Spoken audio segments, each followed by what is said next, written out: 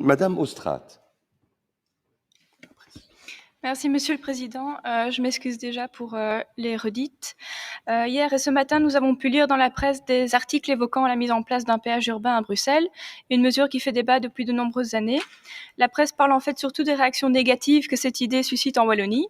On lit également la confirmation qu'un péage urbain serait bel et bien à l'état d'avant-projet dans la région.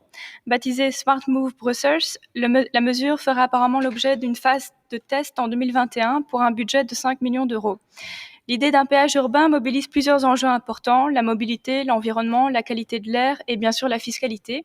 Les avantages seraient nombreux, mais bien sûr ce projet ne peut pas s'implanter à Bruxelles sans concertation préalable avec les deux autres régions, ni en travaillant dans le même temps à élargir l'offre de transport en commun. Pendant la précédente législature, la question avait fait l'objet de plusieurs débats.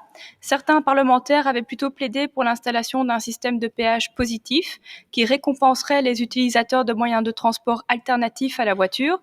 D'autres préféraient un péage intelligent plus classique.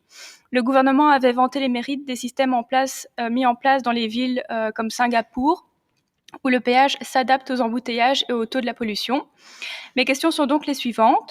Le gouvernement peut-il donner les détails sur l'avant-projet de péage urbain dont il a discuté cette semaine, ainsi que sur la forme que prendra le test prévu en 2021 ? Quel type de péage a été retenu pour cette évaluation ? Et des contacts ont-ils été pris avec les deux autres régions à ce propos pour éviter que l'avant-projet ne suscite des animosités ? Je vous remercie.